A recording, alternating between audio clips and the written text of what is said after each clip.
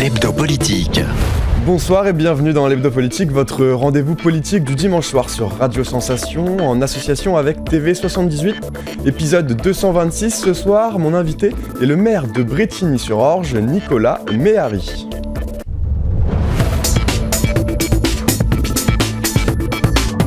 L'Hebdo Politique. Nicolas Méhari, bonsoir. Bonsoir Corentin Alonso. Vous êtes maire de Brétigny-sur-Orge depuis 2014, une commune de plus de 27 000 habitants dans le cœur de l'Essonne. Vous êtes également depuis 2019 vice-président du département de l'Essonne en charge de la transition écologique. Il y a un an, en octobre 2021, l'ancien Premier ministre Édouard Philippe a créé un nouveau parti nommé Horizon. Il y a eu depuis les élections législatives. Horizon possède un groupe aujourd'hui de 30 députés, avec donc ceux qui sont également apparentés. Ils forment avec les 170 députés Renaissance et les 51 députés du Modem la majorité relative qui fait tant parler ces derniers temps à l'Assemblée nationale. L'article 49.3 a dû être dégainé 3 fois déjà pour faire passer 3 textes budgétaires. C'est une méthode constitutionnelle mais très décriée d'un point de vue démocratique. Vous, quel est votre avis à titre personnel sur le 49.3 ? Mon avis sur le 49.3, c'est que c'est un moyen insatisfaisant, mais qui permet d'avancer. Et tout l'enjeu de la Constitution, c'est de permettre au pays d'avancer, même quand il y a une majorité relative. On ne peut pas bloquer les institutions. Exactement. Bien sûr, j'aurais préféré, avec d'autres, nous aurions préféré que le gouvernement ait une majorité absolue pour pouvoir soutenir son action. Néanmoins, ce n'est pas le cas. Les Français en ont décidé autrement au moment des élections législatives. Et c'est tant mieux que la Constitution donne les outils pour pouvoir avancer quand même, parce qu'évidemment, on ne peut pas se permettre 5 années de blocage dans la situation actuelle. Alors à la suite de ces différents 49.3, les oppositions ont déposé plusieurs motions de censure. Ce qui sauve, entre guillemets, le gouvernement, c'est le groupe LR qui ne l'a pas voté. Finalement, et malgré eux, tout repose sur eux. L'expression qui revient, c'est que les LR sont les béquilles de la majorité. Est-ce que vous voyez aussi cela comme... Non, je ne le vois pas de la même manière. C'est-à-dire que, en fait, la motion de censure peut être déposée mécaniquement en lien avec un 49.3. Ce qui est particulier cette fois-ci, c'est que la motion de censure qui a été déposée par la NUP a été votée également par le Rassemblement national. Et c'est pour cela que le gouvernement avait une courte avance pour pouvoir, entre guillemets, résister à cette motion de censure. Mais quelle serait la majorité alternative ?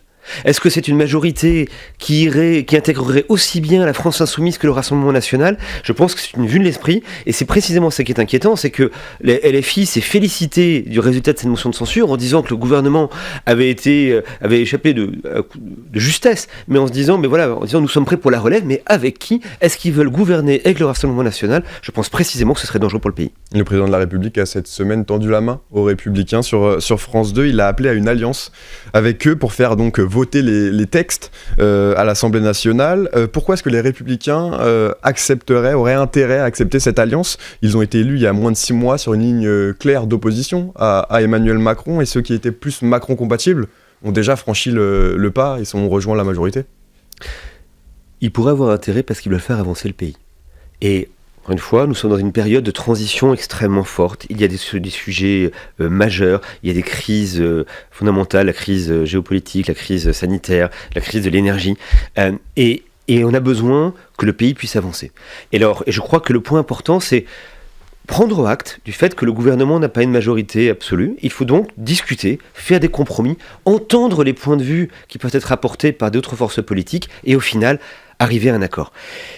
Dans d'autres pays, ça se fait très naturellement. En Allemagne, par exemple, il y a une culture de la discussion démocratique qui est bien plus forte. Je pense que les républicains s'honoreraient à pouvoir dire « Ok, on est prêt à discuter de certains textes. Voici les points sur lesquels nous voulons des avancées. Nous voulons que notre sensibilité soit prise en compte. » Je pense que toutes celles et ceux qui ont envie de faire avancer le pays devraient en ce moment travailler ensemble. Chacun avec ses convictions, mais travailler ensemble. Le parti Horizon a été fondé le 9 octobre 2021. Vous étiez l'un des premiers à le rejoindre dès sa fondation. Avant, vous étiez membre uniquement de l'UDI, l'Union des démocrates indépendants. Qu'est-ce qui vous a poussé à rejoindre le parti d'Édouard Philippe ? Un positionnement stratégique clair.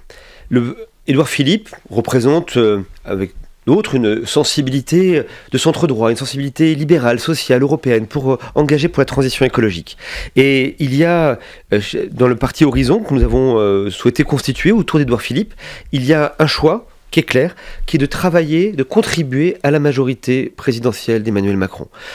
L'UDI a fait des choix différents pour les élections législatives, notamment il y avait un accord avec les Républicains, donc en s'inscrivant effectivement dans l'opposition à Emmanuel Macron.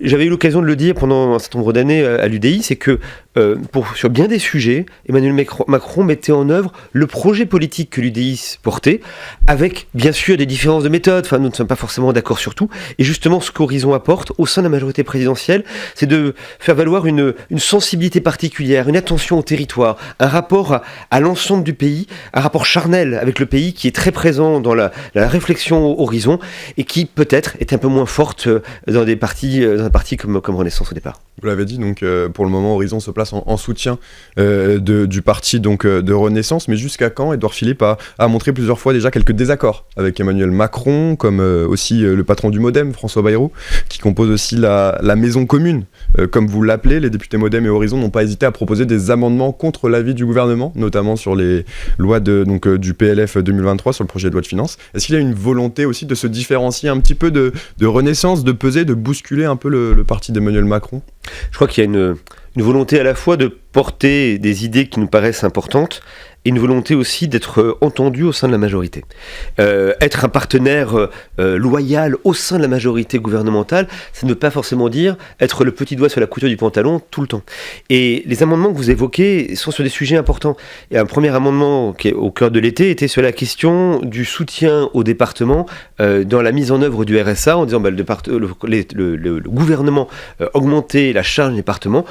Horizon a considéré qu'il était légitime d'apporter un soutien financier accru au département.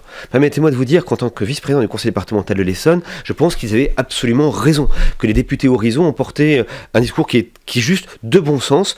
Évidemment, l'État travaille avec les collectivités territoriales, mais il faut prendre en compte ces préoccupations des territoires. Et c'est aussi le cas de l'amendement de proposition de cette semaine porté par le porte-parole Thomas Mesnier, sur la question de pouvoir inciter de manière assez forte les jeunes médecins à s'installer dans des zones qui sont carencées, dans des déserts médicaux.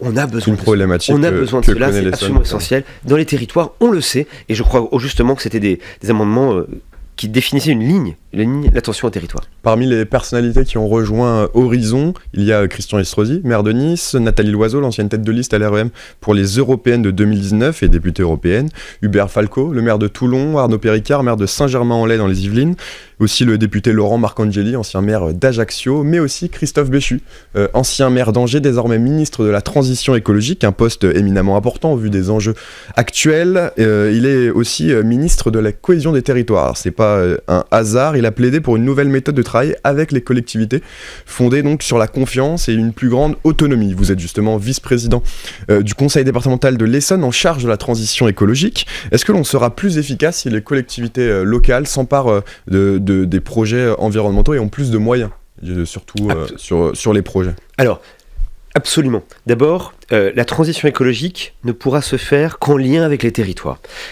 Déjà parce que il y a bien des sujets où ce sont les collectivités territoriales, communes, agglomérations, départements, régions, qui sont en charge opérationnellement de les mettre en œuvre. Il y a bien des bâtiments publics, bien des bâtiments qui sont gérés aussi par ces collectivités. Et donc, évidemment qu'il faut le faire avec les collectivités territoriales. Je voudrais, avant de préciser ce point-là, revenir un instant sur la liste des personnalités que vous avez évoquées qui ont rejoint Horizon. Il y a énormément de maires de grandes villes, de maires ou de villes de toute taille, qui sont impliqués au sein d'Horizon, et c'est un élément de notre ADN. Pourquoi ? Parce que nous considérons que... Notamment par rapport à Renaissance, qui ont moins de maires. Tout à fait, et au moment où en fait il y a eu la mise en place du non-cumul des mandats, on s'est rendu compte qu'une partie de la représentation nationale était plus éloignée des territoires qu'auparavant. Des convictions d'Horizon, c'est que les maires, les élus locaux ont des choses à dire qui concernent le débat national, et c'est aussi pour cela qu'il y a cette attention aux territoires, aux collectivités territoriales. Alors précisément, Christophe Béchu l'exprime, le dit, que justement la transition écologique devra se faire avec les collectivités territoriales, et il y a d'ailleurs des mesures qui sont déjà en train d'être mises en œuvre, le fameux fonds vert dont le montant a été significativement augmenté, à 2 milliards. À 2 milliards pour l'année 2023, qui est là pour justement faciliter les investissements rendus nécessaires dans les territoires. Et justement, en Essonne, est-ce que vous avez des idées de projets qui pourraient bénéficier de ce fonds vert ? Il y a énormément de sujets sur lesquels, en Essonne, il y a des choses à faire, que ce soit sur la rénovation énergétique des bâtiments, que ce soit sur les projets aussi pour pouvoir désimperméabiliser des cours, d'écoles, de collèges au niveau départemental. Il y a aussi, dans les sujets essentiels qui nécessitent des investissements très importants, toute une réflexion à mener sur la production d'énergie renouvelable. Ça fait partie aussi des points sur lesquels le conseil départemental s'engage très fortement pour qu'en Essonne, nous prenions notre part. Un des dossiers brûlants du moment, ce sont les zones à faible émission, les ZFE comme on les appelle. À partir de 2025, les voitures critère 3 ne pourront plus rouler donc dans une zone qui comprend 79 villes autour de Paris. Les habitants de Brétigny, donc comme beaucoup d'autres, ne pourront donc plus se rendre dans cette zone en voiture s'ils n'ont pas une voiture trop polluante. C'est déjà le cas donc pour les critères 4 et plus. Pour certains, ces ZFE sont des zones à forte exclusion. Écoutez Mathilde Androuet, députée européenne du Rassemblement national, elle s'oppose fermement à ces zones. J'estime qu'il faut défendre vraiment notre environnement, ça clairement, la biodiversité qui va avec, mais ça ne passera pas par l'exclusion d'une partie de la population. Je trouve ça ignoble. En fait, à partir du moment où vous dites à certains, écoutez, l'écologie c'est un sport de riches, hein, donc sortez salaud de pauvres, j'ai beaucoup de mal avec ça en fait, parce que la réalité c'est ça, ils ont beau nier, la réalité c'est ça, c'est des gens qui, notamment dans les zones périphériques, rurales, cherchent des médecins, cherchent des services publics, n'en ont plus, donc sont obligés d'aller en métropole. Et comment font-ils ? Souvent avec des véhicules qui n'ont pas le critère établi par je ne sais quel lobby, peut-être en plus automobile. Donc il faut vraiment s'interroger aussi là-dessus. Je trouve ça anormal. Moi, les politiques qui consistent à exclure une partie de ma population, mes frères, mais des Français, pour moi, est une politique inique. Est-ce que c'est de l'écologie punitive, ces ZFE ? C'est un point auquel il faut être très attentif. Il ne faut évidemment pas que la mise en œuvre d'une ZFE se traduise par l'exclusion d'une partie de la population. Je suis élu d'un département de grande couronne. Nous savons que sur bien des sujets, la question du rapport au centre de la métropole parisienne est un enjeu extrêmement important. Rappelons que les investissements publics en matière de transport en commun pour la grande couronne ont été significativement plus faibles que ceux pour Paris, la petite couronne, alors que justement il y a des besoins extrêmement essentiels. Une fois qu'on a dit ça, je pense qu'il est important en matière de transition écologique de se donner un cap dans la durée et de mettre en œuvre les mesures d'accompagnement qui sont nécessaires. Avec François Durovray, nous portons l'idée qu'il faut, au même moment où le président du département de l'Essonne, le président du conseil départemental de l'Essonne, absolument, vous avez raison de le rappeler, il faut en même temps travailler sur des lignes de bus express, parce que il faut pouvoir renforcer les mobilités qui vont permettre de rejoindre efficacement le centre de la région de la métropole parisienne, dans lesquels beaucoup de nos concitoyens travaillent. Il faut qu'il y ait un cap résolu pour la transition écologique. Les zones à faible émission en font sans doute partie, mais c'est qu'un enjeu, un projet qui doit concerner l'ensemble du territoire. Donc, avoir des solutions alternatives, accompagner les Français pour le changement, la transition, le changement de véhicule, parce qu'il ne faut pas que des gens se retrouvent exclus. C'est à cette condition-là que les ZFE pourront être mises en œuvre. Personnellement, je pense que c'est un sujet sur lequel il ne faut pas se précipiter, même si, dans la durée, il faut avancer sur la réduction des émissions. Et pour répondre aux inquiétudes, Christophe Béchu a évoqué pour les particuliers résidant ou travaillant dans une ZFE la possibilité de souscrire un prêt à taux zéro à hauteur de 30 000 € pour remplacer donc, ces vieilles voitures et donc pour l'achat d'un véhicule neuf ou une location longue durée plus écologique. C'est une solution qui sera suffisante selon vous pour inciter les gens à changer leur voiture ? Ça aidera. C'est une mesure qui va dans la bonne direction. Je pense que sur un sujet comme celui-là, qui est un changement majeur, on ne prend pas encore toute la mesure de l'impact que ça va avoir sur nos vies. Arrêtons-nous un instant là-dessus, si vous le voulez bien, parce que c'est vraiment, je crois, assez emblématique des questions de transition. Il faut à la fois définir un cap de long terme. Et c'est bien d'avoir un cap de long terme. On peut faire le parallèle avec un autre sujet qui est le zéro artificialisation nette. Il faut penser que nous allons réduire la consommation d'espace pour notre développement. Il faut avoir ce cap de long terme, mais il faut prendre aussi la mesure du fait que cette transition, elle va toucher d'abord les foyers les plus modestes, les gens qui vont être les plus éloignés du centre de la métropole, et des efforts très importants en matière d'accompagnement sont absolument nécessaires pour que cette transition soit partagée par tous et soit réussie.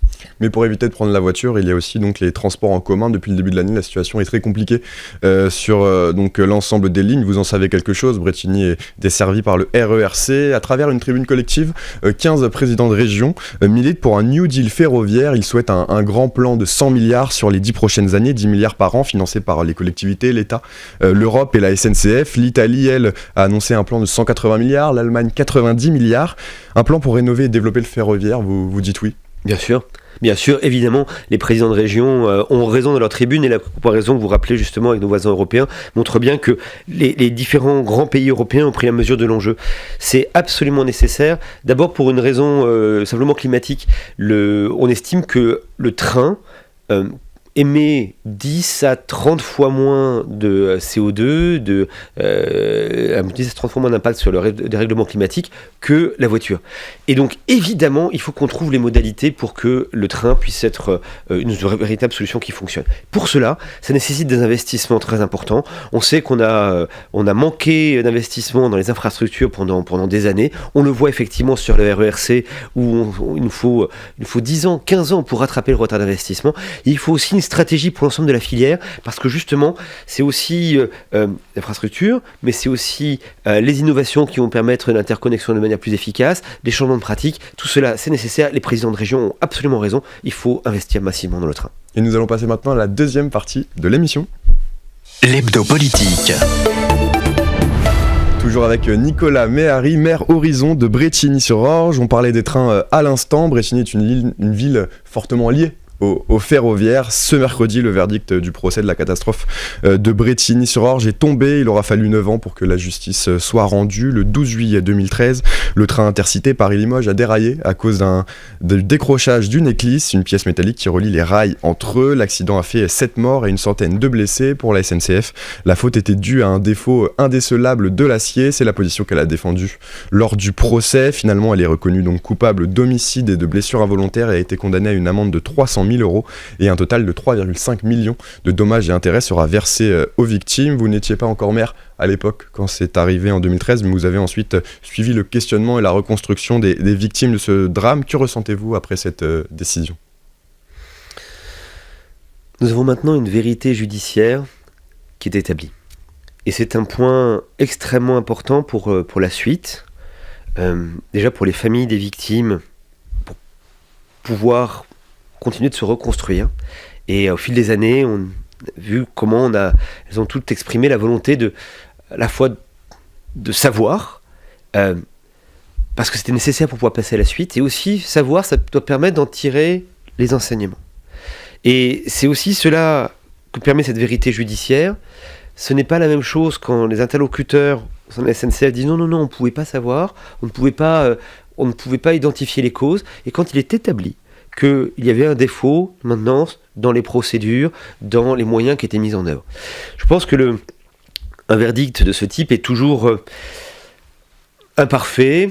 En tout cas, il ne satisfait pas tout le monde. C'est une vérité judiciaire. Je salue le fait qu'il n'ait pas forcément fait peser l'ensemble de la responsabilité sur le chef d'équipe local, mais plutôt sur les procédures qui étaient mises en œuvre.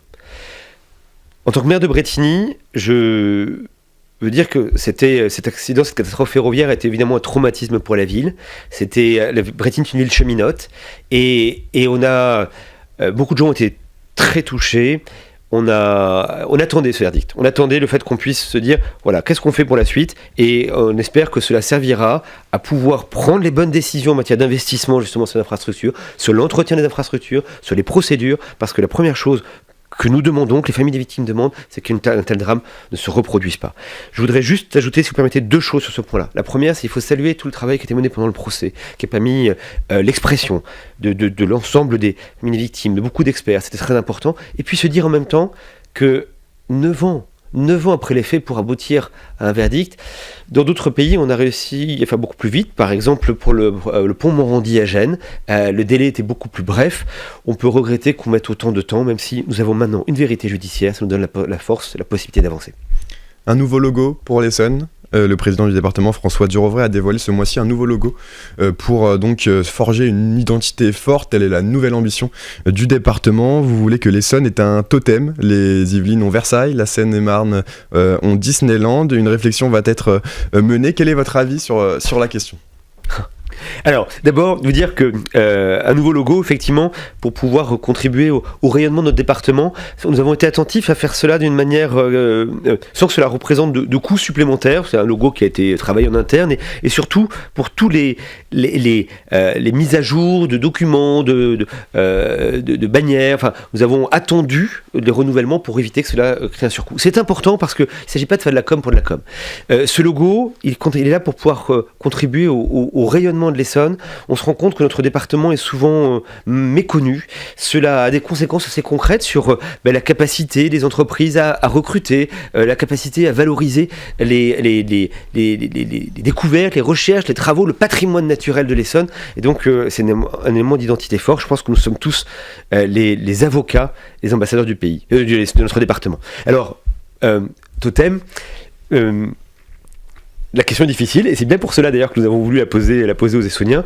Je crois que la particularité de notre département, c'est qu'il y a énormément de choses qui représentent l'Essonne, que ce soit le cresson de Méréville, que ce soit la recherche à Saclay, que ce soit des projets ambitieux comme ceux que nous pouvons avoir sur l'ancien centre d'essai en vol. La culture à Chamarande. La culture à Chamarande. Nous avons des joyaux comme le domaine de Méréville. Il y a beaucoup de choses qui sont formidables en Essonne. Nous avons l'embarras du choix, nous avons un département particulièrement riche de tout ce patrimoine, de toute cette diversité, donc j'attends avec impatience de savoir ce que les Essonniens vont suggérer. Je pense aussi à la base 217, justement, qui se situe entre Brétigny et le Plessis-Pathé. Elle a accueilli récemment la Fête de l'Humanité. Il y a aussi un projet de création de studios de cinéma qui est en cours, et il y a aussi la mise en place d'un pôle d'excellence dédié aux drones. Comment est-ce que vous voyez l'avenir de ce lieu un peu particulier en Essonne ? On le voit avec ambition, volontarisme. L'idée est de se dire que face à la fin du centre d'essai en vol qui a fermé, c'était une opportunité extraordinaire pour créer un pôle de développement au cœur de notre département. L'Essonne, ce n'est pas que Saclay. Nous sommes très heureux d'avoir Saclay au sein de l'Essonne, mais ce n'est pas que Saclay. Et donc, en faire un pôle ambitieux. Nous avons fait le choix de consacrer ce développement à l'installation d'entreprises, d'activités économiques, d'activités agricoles. Pas de logement. Pourquoi ? Parce que ça ne sert à rien de construire toujours davantage de logements si on ne crée pas l'emploi local, c'est pas les infrastructures de transport adaptées. On n'a pas les services publics adaptés. Exactement. Également. Et donc, on développe beaucoup déjà en termes de logement. Il fallait installer des entreprises. C'est la ferme de l'Envol, c'est la première grande ferme avec des méthodes inspirées de la permaculture. C'est effectivement le pôle excellence drone. Nous avons tous les talents en France pour être parmi les leaders mondiaux des drones. C'est des grands événements comme la fête de l'UMA. J'étais très heureux que notre territoire accueille un événement de cette ampleur. C'est aussi le projet sur le cinéma qui est en cours de préparation. De l'ambition, un cap, un développement équilibré, c'est ce que nous souhaitons pour la reconversion des terrains du centre d'essai en vol. Mais pour mener à bien tous ces projets, il faudra des investissements. Aujourd'hui, la crise énergétique impacte fortement le budget des communes. L'Association des maires d'Île-de-France, l'AMIS, a publié un cri d'alarme dans une lettre, une tribune que vous avez signée vous aussi. Écoutez votre collègue au sein du conseil départemental, Dominique Bougreau, elle est maire de l'Ardy. Je ne peux que relayer ce cri d'alerte, d'alarme, de presque désespoir, parce que un certain nombre de communes ne vont pas pouvoir boucler leur budget 2023 avec la meilleure volonté du monde, et ça va être dramatique. Si vous voulez, on nous a informés, on a reçu des lettres des fournisseurs, le gaz s'est multiplié par 5 ou 7 fois, et l'électricité aux environs de 2,5. Pour une commune comme l'Ardy, on passe de 350 000 € à 1,3 million. Voilà, 1 million de delta. Moi, je ne sais pas faire. Plus d'autres choses, mais qui sont justifiées, comme le point d'indice, la réévaluation du point d'indice pour les agents, etc. Voilà, c'est des sommes considérables. Et aujourd'hui, moi, je ne sais pas faire. Alors, je ne sais pas faire, ça implique 2 choses essentielles. Donc, il va falloir peut-être renier sur des services publics. Aujourd'hui, les gens sont en telle difficulté que renier sur des services publics, voilà, c'est le signe est absolument catastrophique. Et peu de gens en parlent, et moi je pense que c'est absolument dramatique. Il faut quand même savoir que dans le bâtiment, le premier donneur d'ordre, ce sont les collectivités. Donc si demain, moi je ne peux pas dégager d'autofinancement, je ne peux plus investir, donc je ne peux plus solliciter les entreprises. Quel impact sur le budget de la commune de Brétigny? C'est le moment, la fin de l'année, où on vote les budgets pour la suite. Je souscris totalement aux propos de Dominique Bougreau. À Brétigny, on va multiplier la facture de gaz à consommation égale quasiment par 6. C'était 300 000 € par an pour chauffer les bâtiments municipaux. Là, à consommation égale, on serait à 1,7. 1,7 million d'euros, c'est-à-dire que c'est évidemment très important pour une commune comme la mienne. Alors, on arrive à faire face, mais cela réduit très fortement la capacité de financement des investissements, et donc cela va nécessiter de rééchelonner le plan d'investissement que nous pouvions avoir. Alors, au résultat, on a lancé un plan de sobriété pour pouvoir chercher à réduire cette consommation d'énergie, parce que évidemment, à un prix pareil, c'est intenable pour les communes, pour l'ensemble des collectivités. Nous étions nombreux à nous mobiliser avec la MIF. Ça concerne également le conseil départemental qui a lancé son plan de sobriété. Si on essaie de voir ça de manière un tout petit peu optimiste un instant, c'est que cela va peut-être nous aider à aller plus vite sur les investissements nécessaires pour la réduction des consommations et donc par la lutte contre le dérèglement climatique qui est le point positif. On va rester sur cette note positive pour conclure. Merci beaucoup Nicolas Méhari. Merci à vous d'avoir été avec nous. Je rappelle que vous êtes le maire Horizon de Brétigny-sur-Orge et vice-président du conseil départemental de l'Essonne, chargé de la transition écologique. Nous on se retrouve la semaine prochaine. Mon invité sera alors le maire de Vélizy-Villacoublay, Pascal Thévenot. Bonne soirée à tous.